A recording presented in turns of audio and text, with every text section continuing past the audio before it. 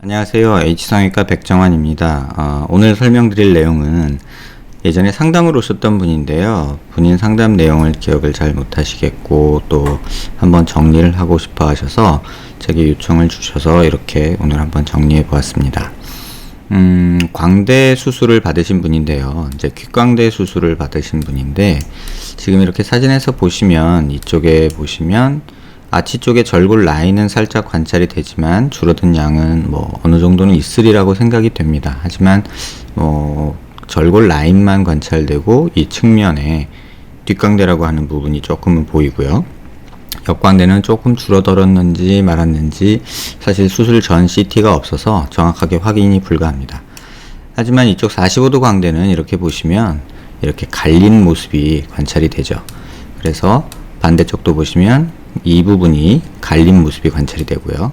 뒷광대는 절골이 됐는지 약간 흉터가 있는 듯이 보이는데요. 그러니까 광대 절골 라인은 보이는데 그닥 광대 축소량은, 그러니까 뒷광대, 옆광대의 축소량은 많이 관찰이 되지 않습니다. 그래서 고개를 들어서 보면 이쪽 45도는 조금 갈린 반면에, 줄어든 반면에 이쪽 뒷광대, 옆광대는 조금 남아있는 모습이죠. 그 다음에 이 모습에서 좀 주의 깊게 보셔야 될 부분은 뒤통수가 이쪽이 좀 더 튀어나와 있죠. 이쪽은 조금 짝짝이고요. 근데 이거를 잘 보시면 이게 제가 많은 환자분들한테 설명드리는 내용 중에 하나인데 이 각도에서 얼굴 전체 두상을 보면 얼굴의 비대칭을 이해하는 데 굉장히 도움이 많이 됩니다. 이렇게 봤을 때 이쪽이 꺼져 있고, 그러니까 다시 말하면 이쪽으로 눌리는 양상을 보이면 반대적으로, 상대적으로 반대쪽에 이쪽 광대 쪽이 이렇게 눌리는, 그러니까 공으로 치면 이쪽이 눌리고 이쪽이 눌리는 상황이 오기 때문에 그랬을 때는 반대로 이쪽은 튀어나오고 뒤쪽 후두부 쪽은 튀어나오는 이런 양상을 보이는 것이 일반적입니다. 그래서 그러한 관계에서 보면 턱이 또 그 모습에 맞춰서 눌리고 삐뚤어지는 모습이 있죠. 그래서 이러한 비대칭이 있지만 이 정도의 비대칭은 사실은 일반인들 거의 대부분 어느 정도는 갖고 있다고 보고요. 아주 심한 비대칭은 아니라고 생각이 됩니다. 하지만 이러한 광대의 함몰 부위를 느낄 때 이쪽 45도 광대가 오른쪽이 조금 더 높고 이쪽이 조금 더 낮다, 이쪽이 조금 더 튀어나왔고 이쪽이 좀 꺼져 있다, 이렇게 느끼는 이유는 바로 이러한 비대칭 때문에 생긴 문제라고 보여집니다. 그래서 정면에서 봤을 때 모습을 제가 조금 정리를 해봤는데요. 정렬이라고 해서 환자가 CT를 찍을 때 정상적으로 약간 삐뚤게 찍는 경우가 대부분입니다. 그래서 컴퓨터를 통해서 이런 프로그램을 이용해서 이렇게 각도를 조정하고 이렇게 세 가지 방면에서 각도를 조절하는 이런 작업을 하고요. 또 이렇게 봤을 때도 코를 기준으로 광대에 나온 정도를 보고 대칭을 맞춰서 이렇게 돌리고 이런 식으로 정렬을 하게 되는데요.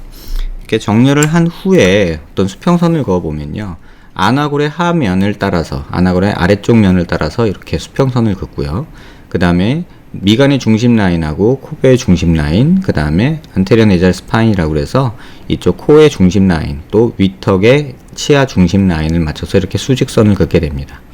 이렇게 노란색으로 수평선을 긋고 나면 그 나머지 부분들에 대해서 좀 비교 평가할 수 있게 되는데요.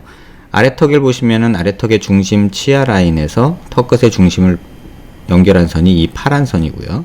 이 파란 선이 얼굴 중심축 노란 선에 비해서 이렇게 삐뚤어진 모습을 볼 수 있고요. 또 턱 끝에 하악 각을 기준으로 이렇게 파란 라인을 그어보면 또 얼굴 안와에서의 수평선과 약간 틀어진 모습을 볼 수 있습니다. 또 많은 경우에 있어서 이 노란 수직선과 이 빨간 선 하악각 라인의 이 간격이 약간씩 차이가 나는데요. 이 환자에서도 좌측이 우측보다 조금 더 긴 그런 모습이 관찰이 됩니다. 앞서 설명드린 고개를 든 모습에서 공이라고 생각하고 원을 하나 그려보면요. 수직선을 그어보면 전반적으로 이쪽이 더 멀어진 모습을 볼 수 있고요. 이쪽이 더 튀어나온 모습도 볼 수 있죠. 그러면서 이쪽이 들어가니까 이쪽이 좀 더 들어가고, 그래서 이쪽과 이쪽을 비교해보면 이 원이 이 광대 45도 부위에 굉장히 가까운 반면에 이쪽은 조금 차이가 나는 모습을 볼 수 있고요. 하악각을 연결한 선도 이렇게 얼굴 수직선과 조금 틀어진 모습이고, 아래 치아선과 턱끝 중심선을 연결한 이 축도 이렇게 틀어진 모습을 확인할 수 있습니다.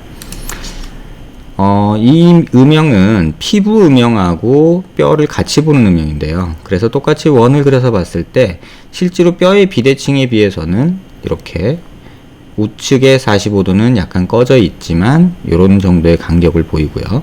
또 좌측은 우측보다는 45도가 조금 더 함몰된 듯이 보이죠. 그러니까 뼈가 틀어져서 이쪽이 조금 더 가라앉아 있는 모습이 피부 음영에서도 그대로 드러나는 모습을 확인할 수 있습니다. 그 다음에 이 환자에서 무턱 증상을 설명하는 그림인데요. 이렇게 이 초록색 라인이 이렇게 움직이는 것을 볼 수 있습니다. 이 라인이죠. 그래서 초록색 평면을 코의 중심 라인에 맞춰서 보면 이 라인이, 이 평면, 초록색 평면이 단면이 ECT입니다. 이 단면을 보고 저희가 이런 판단을 하게 되는데요. 코끝과 아랫입술을 연결한 직선을 그었고요.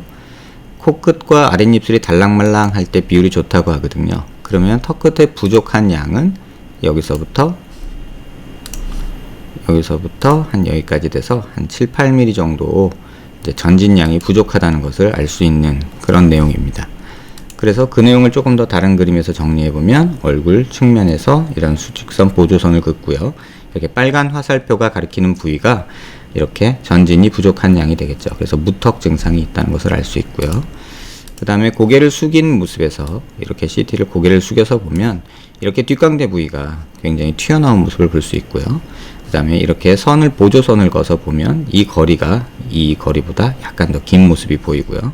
또 무턱이나 하악 외수증에서 특징적으로 보이는 이쪽 하악 체구의 이 외측면이 이렇게 오목하게 된 모습을 관찰할 수 있는데요.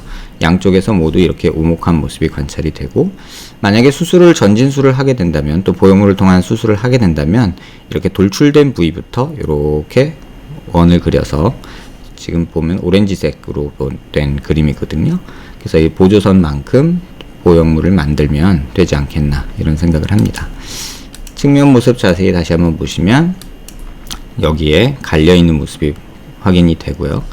딱 갈린 면이 이렇게 요 부위에서 보이죠. 그래서 이 부분부터 이 부분까지 이렇게 골삭제가 이루어지는 것을 볼 수 있고요.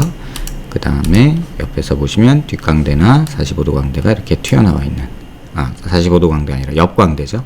뒷광대랑 옆광대가 조금 이렇게 튀어나와 있는 모습을 확인할 수 있고요. 지금 보면 여기가 많이 돌출돼 보이죠.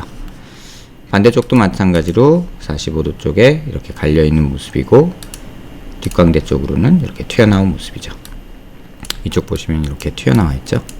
그래서 이 부분이 조금은 갈아주는 작업을 하든가 다시 재수술을 통해서 재절골을 해서 고정을 하든가 어떤 수술을 한다면 조금 도움이 되지 않을까 이런 생각이 있습니다. 환자의 실제 모습을 보시면 이쪽에서 음영을 이렇게 바꿔보면요.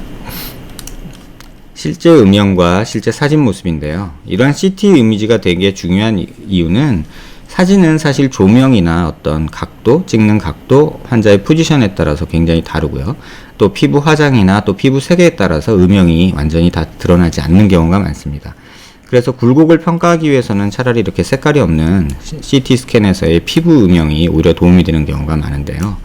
지금 이 모습, 사진 얼굴에서 보시다시피 약간의 돌출이 보이지만 피부 두께가 워낙에 두꺼워서 그 돌출된 뒷광대 모습이 잘 안 보이는 모습이죠. 그래서 이렇게 보면 여기가 튀어나와는 있지만 여기 뼈에서 돌출된 양에 비해서는 그렇게 많이 표현되지 않습니다. 쉽게 이 부분을 설명드리면 5mm가 3mm가 줄어서 2mm가 되면 겉으로 확 드러나죠. 3mm가 줄었으니까요. 하지만 15mm가 3mm가 줄어서 12mm가 되면 사실 그 변화는 잘 눈에 띄지 않습니다. 우리가 수술하는 거는 뼈의 변화거든요. 그러니까 뼈에서 한 2, 3mm 줄어들었다. 또는 4, 5mm 줄어들었다 해도 피부 두께가 막 센티미터 단위로 대부분 되기 때문에 이렇게 보시면 피부랑 같이 좀 볼게요. 이렇게 보시면 여기서 그러니까 광대가 튀어나왔다는 이 부위에서 이 피부 두께가 자로 재보면 이 한 칸이 10mm거든요. 그러면 한 2, 3mm 되는 거죠. 피부 두께가 한 12, 3mm 되는데 이쪽 뼈에서 줄 수 있는 변화는 사실 끼케 한 3, 4mm 정도입니다. 그러면 15mm가 12, 3mm가 됐다고 해서 눈에 확 띌까요? 그 부분에 대해서는 조금 어떤 분들은 본인은 예민해서 느낄 수 있다 이렇게 말씀을 하시고, 대부분은 잘 못 느끼겠다, 다시 말하면 수술 후에 효과를 잘 모르겠다 이렇게 말하시는 분들도 종종 있습니다. 그래서 고개를 숙였을 때 보이는 모습도 뼈에서보다는 실제 모습에서는 좀 덜 보이는 양상이 있지만 이렇게 튀어나온 것은 뭐 자명하죠. 그래서 약간의 개선 효과를 원한다면 여기를 다시 줄여볼 수도 있겠습니다. 정면에서 보시면 무턱 증상에서 흔히 보이는 이렇게 근육이 뭉쳐있는 모습과 이중턱이 같이 보이고요. 또 하악체부에 이렇게 오목하게 꺼져 있는 모습이 보입니다. 고개를 약간 숙이면 이중턱은 더 과장돼 보이고 근육에 의한 돌출과 근육이 없는 부위, 뼈에 없는 이런 오목한 부위가 무턱이나 하악외소증에서 보이는 특징적인 모습이죠. 측면이나 사면을 보시면 코가 돌출이 그렇게 많은 편은 아니거든요. 그래서 상대적으로 입이 나와 보이는 경우인데 이 턱 모양만 보면 이중턱과 무턱 증상이 함께 있는 모습이 전형적으로 관찰이 됩니다. 턱의 앞뒤 길이가 짧게 되면 대부분 이렇게 약간 입을 벌리게 되고요. 그러니까 잠잘 때 입을 벌리고 자고 뭐 코를 골거나 무호흡증이 생기는 이유도 이 앞뒤 길이가 짧아서 이쪽 기도가 좁아져서 그렇습니다. 그거를 좀 다시 보시면 이게 에어웨이인데요. 숨이 지나가는 길이거든요. 근데 설골하고 턱하고 뼈랑 연결이 된 부분이 있기 때문에 이게 에어웨이고 이게 뼈거든요. 뼈가 전진이 많이 되면 이 설골이 연결되는 이 근육들이 턱 끝에 연결된 디니오하이오이드 머슬들이 앞으로 당겨지기 때문에 에어웨이가 약간 넓어지는 경향이 생기죠. 근데 그 부분은 여기서 생기는 부분이고요. 뭐 여기가 넓어진다 이런 건 아닙니다. 근데 뭐 혓바닥이나 이런 부분들이 구강 구조가 좀 앞으로 밀리면서 당겨지면서 넓어질 수는 있지만 양악 수술을 통해서 일부 호전될 뿐 뭐 턱 끝을 전진한다고 해서 이런 에어웨이가 더 넓어진다라고 생각되지는 않습니다. 그래서 이런 모습이 관찰이 되고 사면에서도 마찬가지로 이렇게 관찰이 됩니다. 무턱, 이중턱 이런 것들이 관찰되죠. 그래서 이런 환자에 있어서 무턱 수술이나 턱끝 수술을 하게 되면 전진술이나 어떤 보형물 수술을 하게 되면 턱끝이 전진이 되지만 이런 이중턱이 너무 심하기 때문에 지방 흡입이나 다이어트가 수술 후에 필수적으로 필요하지 않을까 생각이 됩니다. 또 얼굴을 이렇게 표정을 아랫입술에 힘을 주면요 이쪽이 더 당겨져 내려오는 모습을 볼 수 있는데 이건 비대칭 때문이기도 하고 표정 습관이기도 하고 뭐 여러 가지 원인이 있겠지만 크게는 비대칭과 얼굴 근육 쓰는 표정의 습관에 따라서 이렇게 좀 삐뚤어진 모습이 보입니다. 근데 잘 보시면 턱이 이쪽이 조금 더 이제 긴 양상을 보이거든요. 그래서 이쪽에서 이렇게 함몰된 부분이 조금 더 보이기 때문에 이런 것도 어느 정도는 기여를 한다고 볼 수는 있습니다. 고개를 약간 숙인 모습에서 특징적으로 보이는 이쪽 하악체부 쪽에 오목한 모습이 보이고요. 고개를 든 모습을 보시면 45도 쪽에 광대, 빨간 화살표 부위가 이렇게 좀 꺼져 있는 모습이 보이고요.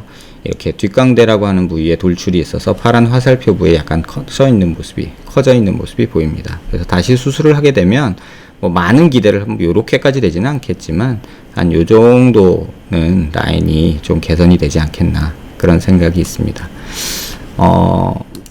본인 수술 후에 뭐 마음에 안 든다, 수술 결과가 좀 부족하다라고 많이 느끼신 분들이 있는데요. 수술의 한계도 있고 수술이 적절하게 됐음에도 불구하고 좀 아쉬운 부분이 있고 그런 부분이 항상 존재합니다. 그러니까 모든 수술은 100점일 수는 없거든요. 근데 자신은 100점이길 바라는 마음이 있기 때문에 뭐 부작용이나 재수술을 고려하는 것 같습니다.